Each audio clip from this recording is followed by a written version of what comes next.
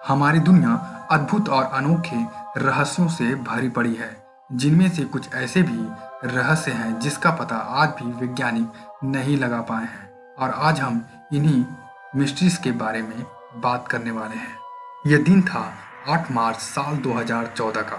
Malaysian airline का एक विमान कोलालमपुर से बीजिंग के लिए उड़ान भरता है, लेकिन यह विमान अपने तयशुदा रास्ते से बहुत ही रहस्यमय तरीके से गायब हो जाता है, जिसके बाद इस प्लेन का कोई भी अता पता आज तक नहीं मिलता और ये बन जाता है एविएशन के इतिहास की सबसे बड़ी मिस्ट्री, जो कि लोगों के बीच कई सवाल खड़े कर देता है कि ये प्लेन आखिर गया तो गया कहाँ। लेकिन 8 सालों बाद कुछ ऐसे प्रूफ्स मिले हैं जो ये बताते हैं कि ये जहाज आखिर कहाँ मौजूद हो सकता है।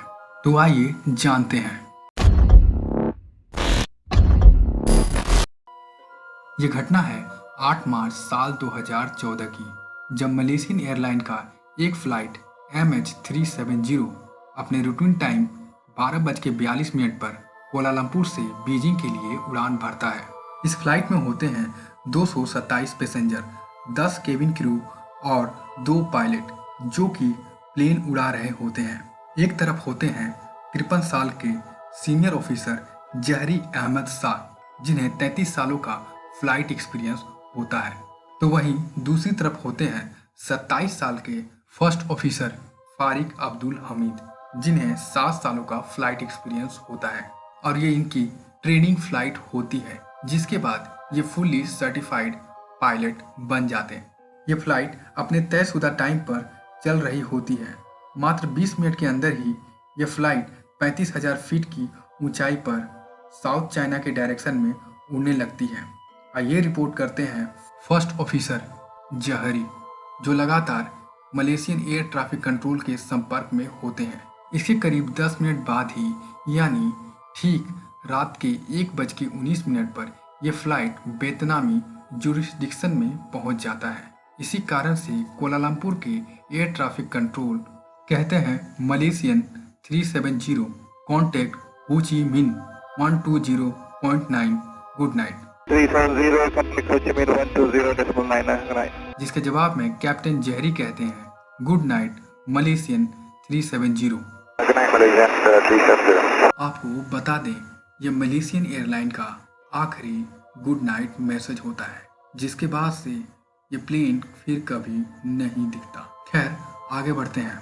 यहाँ तक तो सब कुछ सही चल रहा होता है, लेकिन इसके 3 मिनट बाद ही, यानी 1:22 पर MH370 हो ची मिन और कोलालमपुर के रेडार से बहुत ही रहस्यमय तरीके से गायब हो जाता है। कोलालमपुर के लिए यह एक नॉर्मल बात होती है।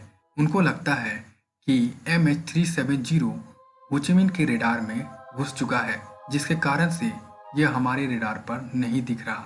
लेकिन जब MH370 हो ची मिन टावर से भी गायब हो जाता है, तब हो ची मिन टावर के एयर ट्रैफिक कंट्रोल को कुछ गड़बड़ लगती है और वह तुरंत MH370 के पायलट को संपर्क करते हैं, लेकिन उधर से कोई भी जवाब नहीं मिलता। हो ची मिन टावर लगातार 18 मिनटों तक MH370 से संपर्क करता रहता है, लेकिन MH370 के कप्तान की तरफ से कोई भी जवाब नहीं मिलता। जिसके बाद हो ची मिन टावर कोलालमपुर को बता देता है कि MH370 अचानक से गायब हो चुका है। आमतौर पर ऐसी कंडीशन में कोलालमपुर कंट्रोल टावर को 1 घंटे के अंदर ही रेस्क्यू सेंटर को इन्फॉर्म करना होता है, लेकिन कोलालमपुर ने 4 घंटे बाद एरोनॉटिकल रेस्क्यू कोऑर्डिनेशन सेंटर को इन्फॉर्म करता है। तब तक काफ़ी देर हो चुकी होती है।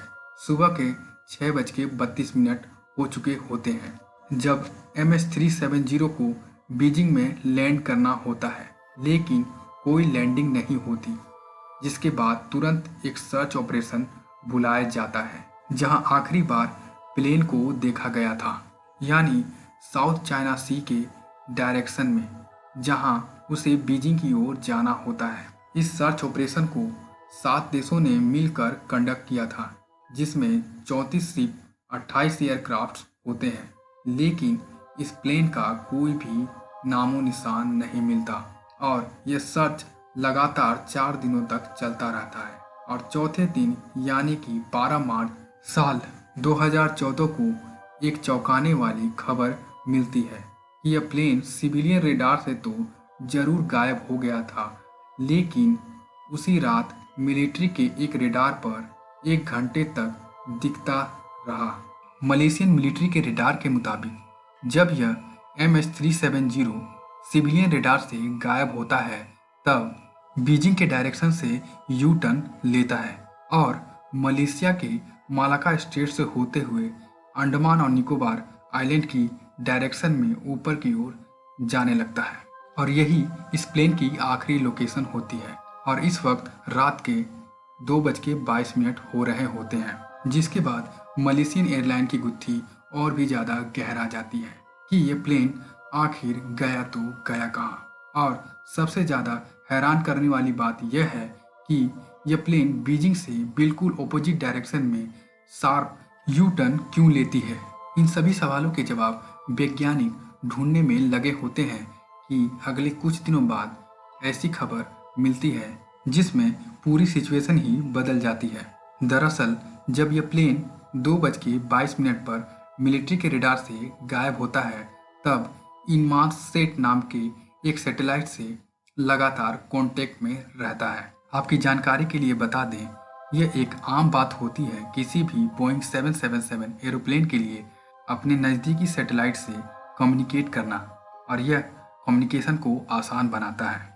जिसके बाद वैज्ञानिकों ने सैटेलाइट के मिले डेटा के अनुसार यह पता चलता है कि MH370 ने 7 बार सैटेलाइट से कनेक्शन बनाने की कोशिश की थी और सुबह के 8:19 पर आखिरी बार कनेक्शन बनाने की कोशिश करता है। और इस समय प्लेन की लोकेशन हिंद महासागर के ऊपर होता है। इन सभी डेटा के आधार पर साइंटिस्ट एक कॉम्प्लेक्स कैलकुलेशन परफॉर्म करते हैं, जिससे यह पता लगता है कि ऑस्ट्रेलिया से करीब 2000 किलोमीटर वेस्ट में इंडियन ओशन के पास इसी सर्कुलर कर्व के एरिया में कहीं प्लेन मौजूद हो सकता है। और आपको बताते चलें, यह कर्व का हिस्सा हमारे भारत से भी बहुत बड़ा है और यहीं पर शुरू किया गया दुनिया का सबसे बड़ा और महंगा डीप सी सर्च ऑपरेशन, जो कि 3 सालों तक लगातार चलता रहा, जिसमें लगभग $160 मिलियन से भी अधिक का खर्चा हो चुका था। लेकिन इस प्लेन का कोई भी नामो निशान तक नहीं मिला और फिर डीप सी सर्च ऑपरेशन को भी बंद करना पड़ा।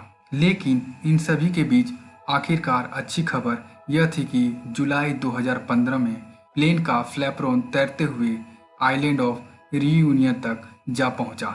इस फ्लैपरोन को देखकर वैज्ञानिकों ने यह पता लगाया कि जब यह प्लेन पानी में क्रैश हुआ होगा तो फ्लैपरोन एक्सटेंडेड नहीं था। इसका मतलब यह है कि यह प्लेन नोज के बल पानी में गिरा हो सकता है। यूं तो प्लेन के कई टुकड़े समय समय पर मिलते रहे, लेकिन इस प्लेन में बैठे एक भी पैसेंजर का कोई भी प्रूफ आज तक नहीं मिला। तो वहीं कुछ एक्सपर्ट्स का यह मानना था कि यह प्लेन हाईजैक हुआ था, लेकिन इस बात को रिजेक्ट कर दिया गया कि प्लेन हाईजैक हुआ था। तो वहीं कुछ एक्सपर्ट्स का यह भी मानना था कि प्लेन में कुछ टेक्निकल फेलियर होने के कारण प्लेन के अंदर ऑक्सीजन की कमी हो गई और प्लेन के अंदर बैठे सभी लोग बेहोश हो गए, जिससे प्लेन जाकर इंडियन ओशन में कहीं डूब गया। मलेशियन एयरलाइन के अंदर क्या कुछ हुआ ये आज तक किसी को नहीं मालूम। लेकिन अब 8 सालों बाद फरवरी 2022 में British aeronautical engineer Richard Godfrey ने वीक सिग्नल प्रोपगेशन टेक्निक से प्लेन का एग्जैक्ट लोकेशन पता लगा लिया है और रिचर्ड ने जो पिन पॉइंट लोकेशन बताया है वह उसी कर्व के एरिया में मौजूद है। रिचर्ड का दावा है कि ओशन के 8000 मीटर नीचे मलेशियन एयरलाइन मौजूद है। रिचर्ड ने ये भी कहा है कि अगर हम आज से खोजना शुरू करते हैं तो 1 सालों के अंदर ही हम इस प्लेन को खोज लेंगे। अब मलेशियन अथॉरिटी रिचर्ड की बातों को कितना सीरियसली लेती है और उसी जगह पर सर्च कंडक्ट कराती है, ये तो वक्त ही बताएगा।